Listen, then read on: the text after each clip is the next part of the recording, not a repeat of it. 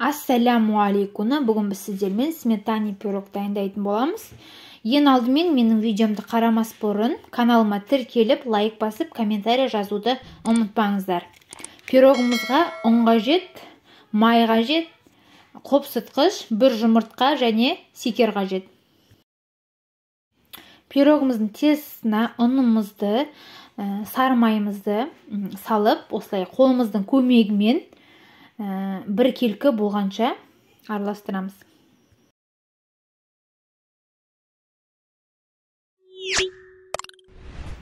Одан кейін қопсытқышымызды салып, тағы да араластырамыз.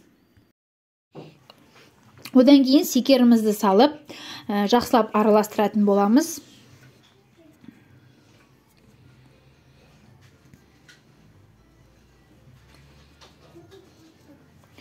Содан кейін бір жұмыртқамызды жарып, бір келкі тесті болғанша араластырамыз.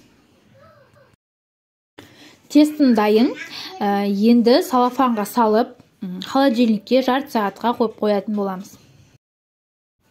Енді қаймағымыздан ішіне құятын құрамын дайындаймыз.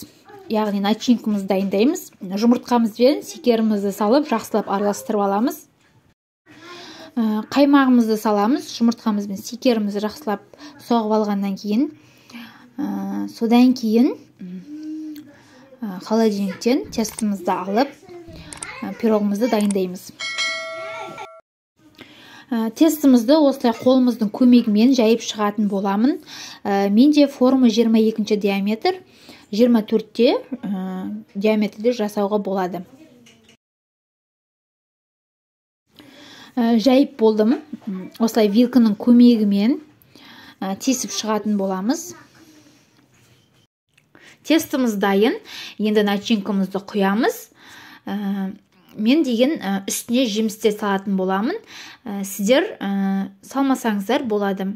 180 градуста 45-50 минут пісіріп аламыз. Әр пеш әртүрлі пісіреді, өздеріңіздің пештеріңізді әрі пісіресіздер. Пирогым дайын, осылай бетін қызарып пісіремін. Себебі іші дұрыс пісуі үшін холодильникке суығаннан кейін 6 сағатқа немесе бір түнге қойып қоямын. Сразу кеспеймін. Менің пирогым дайын, холодильникте 6 сағаттай тұрды. Пирогымды осындай жемістерден жасалған шаймен ұсындым. Осы шайдың рецептісін көргілеріңіз келсе, менің каналыма өтіңіздер.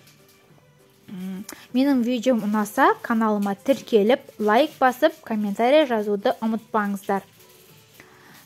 Пирогым осындай болып шықты. Ұнаса, жасап көріңіздер. Ассаляму алейкум.